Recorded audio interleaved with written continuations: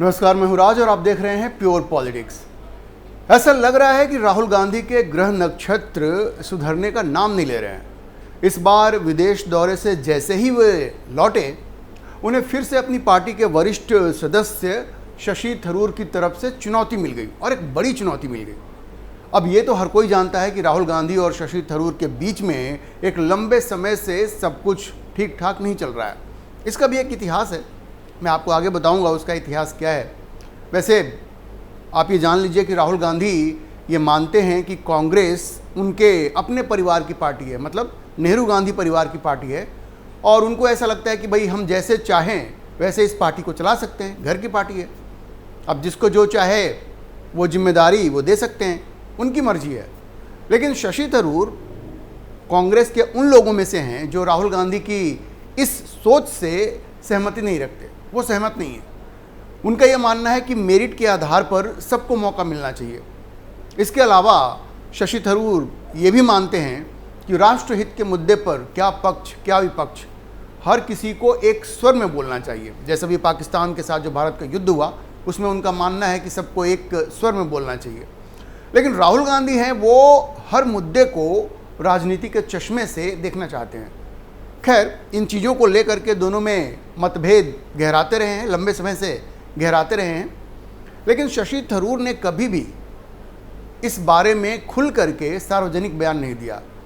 Party के एक अनुशासित सिपाही की तरह कभी खुलकर इस मुद्दे पर, यानी राहुल गांधी के साथ उनके जो मतभेद हैं, टॉप लीडरशिप कह लीजिए, तो जब टॉप लीडरशिप कहते हैं तो राहुल गांधी की बात होती है, तो टॉप लीडरशिप के साथ उनके जो मतभेद रहे हैं उस पर उन्होंने कभी खुल करके सार्वजनिक तौर पर नहीं बोला। लेकिन गुरुवार को जैसे शशि थरूर के सब्र का बांध टूट गया और उन्होंने पहली बार ये स्वीकार किया कि हाँ, उनके कांग्रेस पार्टी के साथ मतभेद हैं।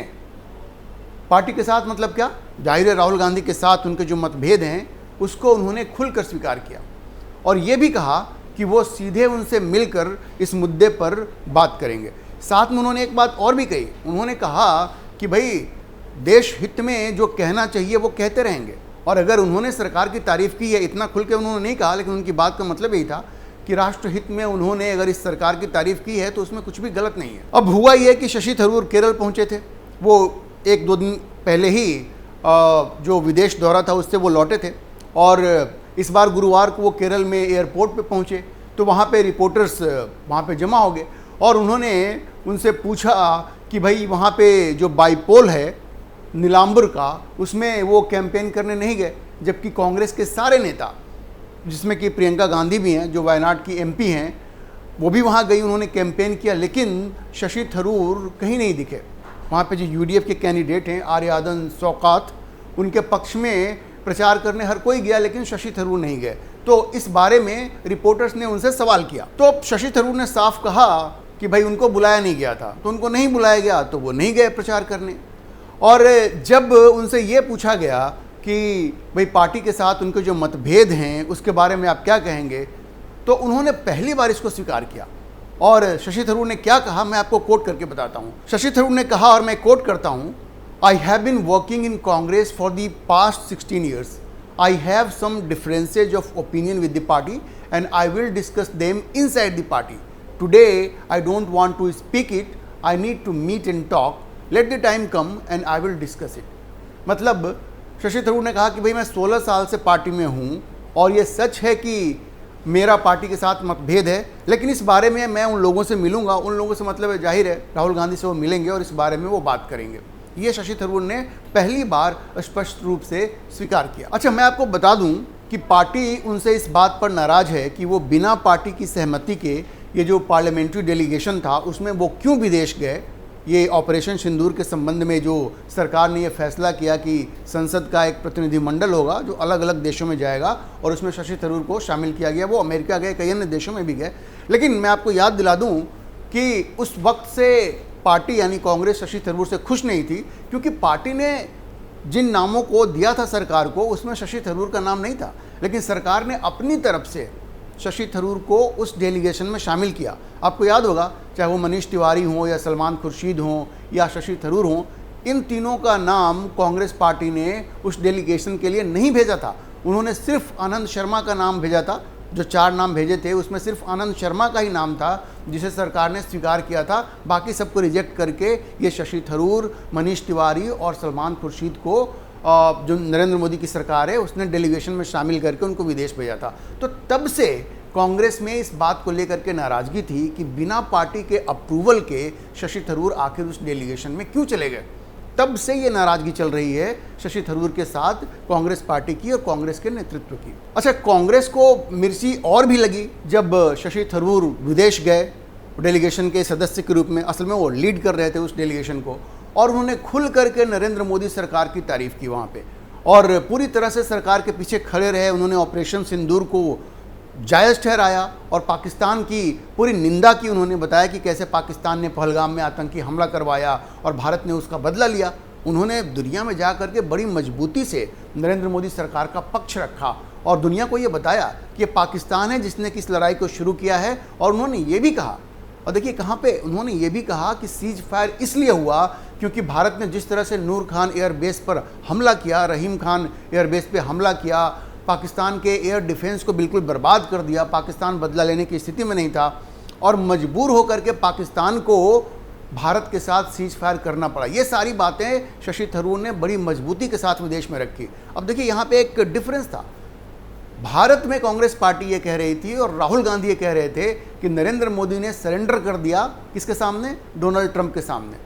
सरेंडर नरेंद्र, याद होगा आपको वो जो राहुल गांधी ने कहा था। लेकिन शशि थरूर ने बिल्कुल सरकार का पक्ष लेते हुए कहा कि ऐसी बात नहीं है, ये सीज फायर पाकिस्तान ने मांगा भारत से और भारत ने उसको स्वीकार किया, इसमें डोनाल्ड ट्रंप का कोई रोल नहीं था। लेकिन कांग्रेस पार्टी तो कुछ और कह रही थी। तो इसको लेकर भी कांग्रेस की नाराजगी शशि थरूर से बढ़ चुकी थी। एक चीज़ और भी था, शशि थरूर ने कहा कि सर्जिकल स्ट्राइक पहली बार नरेंद्र मोदी की सरकार के आने के बाद ही हुआ 2016 में। अब इस पर भी कांग्रेस भड़क गई। कांग्रेस ने कहा कि नहीं, हमारे ज़माने में भी ऐसा होता था। उदित राज ने तो यहाँ तक कह दिया कि शशि थरूर भाजपा के सुपर स्पोक्स पर्सन के रूप में काम कर रहे हैं। अब शशि थरूर भी इस बात को लेकर के नाराज़ हो गए थे। उन्होंने कहा कि मैं इन लोगों की बातों का यहाँ कोई जवाब नहीं दूंगा, जब मैं लौटूंगा तो बात करूंगा। तो शशि थरूर बिल्कुल अपने मूड में थे। उन्होंने जिस तरह से नरेंद्र मोदी की सरकार का समर्थन किया, देखिए ये कहना भी सही नहीं है कि नरेंद्र मोदी की सरकार का समर्थन किया, उन्होंने भारत की सरकार का समर्थन किया और बड़ी मजबूती से वहाँ पे जा करके भारत का पक्ष रखा। लेकिन कांग्रेस को, राहुल गांधी को ये बात पसंद नहीं आई क्योंकि वो हर चीज़ को राजनीति के चश्मे से देखना चाहते हैं। वो तो कह रहे थे कि नरेंद्र सरेंडर, ट्रंप के सामने सरेंडर कर दिया, पाकिस्तान के सामने सरेंडर कर दिया, और शशि थरूर एक दूसरी भाषा बोल रहे थे। तो इसको लेकर के भी राहुल गांधी बड़े नाराज़ हो गए शशि थरूर से। अब देखिए, मोदी सरकार की तारीफ को शशि थरूर ने एक बार फिर से जायज़ ठहराया और उन्होंने साफ साफ कहा कि भाई प्रधानमंत्री हैं, उनसे जो मेरी बातचीत हुई है वो डेलीगेशन का क्या रुख रहेगा इसको लेकर के हुआ। और उन्होंने एक बड़े मार्के की बात कही। उन्होंने कहा कि when an issue arises for the nation, it is our responsibility to stand with the nation. When the nation needs my service, I am always ready. एक तरह से कांग्रेस को मैसेज था, राहुल गांधी को मैसेज था।